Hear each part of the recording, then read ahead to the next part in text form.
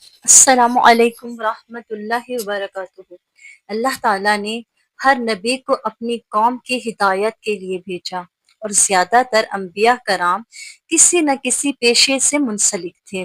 یہ پیشے صرف گزارے کے لیے ہوتے تھے کیونکہ انبیاء کرام مال و دولت کے طالب نہیں تھے اور ان کی زندگی کا مقصد صرف اللہ کا پیغام لوگوں تک پہنچانا ہوتا تھا۔ مکمل ویڈیو دیکھنے سے پہلے ہمارے چینل کو سبسکرائب کر دیں تاکہ آنے والے نئے نوٹیفیکیشن آپ تک آسانی سے پہنچتے رہیں۔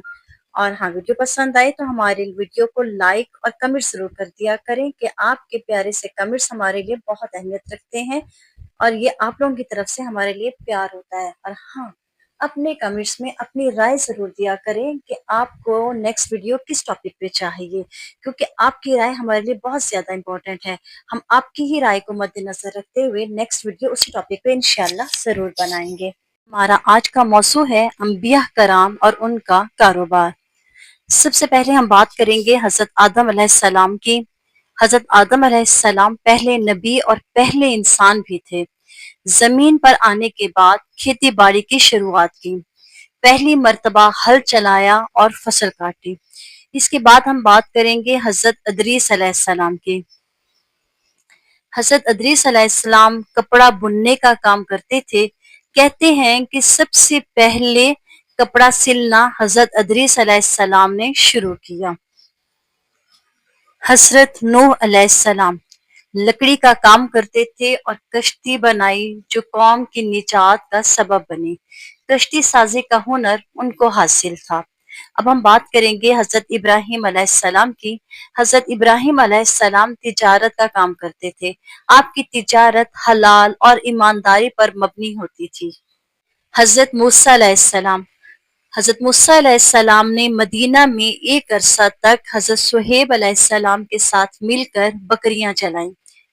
حضرت داؤد علیہ السلام آپ لوہے کا کام کرتے تھے۔ اللہ تعالیٰ نے لوہے کو آپ کے لیے نرم کر دیا تھا۔ آپ لوہے کے ہتھیار اور ذرہ بناتے تھے۔ اب ہم بات کریں گے حضرت سلیمان علیہ السلام کی۔ بادشاہ تھے لیکن انصاف اور حکمت کے سلطان تھے۔ آپ نے کافی ترقی یافتہ نظام چلایا لیکن آپ نے اپنے ہاتھوں سے بھی کام کیا اور ہاتھوں سے کام کرنے کو ہمیشہ پسند فرماتے تھے۔ حضرت عیسیٰ علیہ السلام آپ حجامت یعنی ہیئر کٹنگ اور طبیب یعنی ڈاکٹر کا کام کرتے تھے۔ دلوں اور جسم دونوں کا علاج کرتے تھے۔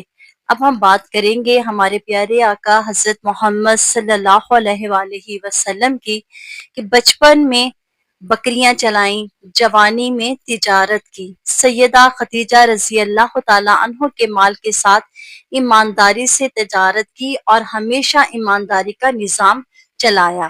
انبیاء کرام نے ہمیشہ حلال روزگار اختیار کیا اور قوم کو بھی یہی سبق دیا کہ روزی حلال ہو، ایمانداری اور محنت کے ساتھ ہو۔ ان کا مقصد صرف دنیا بنانا نہیں بلکہ آخرت میں نجات حاصل کرنا تھا، کیونکہ رزق حلال ہی انسان کو روحانی بلندی عطا کرتا ہے۔ تو آئیے آج سے ہم سب بھی عہد کرتے ہیں کہ ہم انبیاء کرام کے نقش قدم پر چلتے ہوئے رزق حلال کو اپنا شعار بنائیں۔ دعا میں یاد رکھیے گا۔ جزاک اللہ خیرن کثیرہ فی الدنیا والآخرہ۔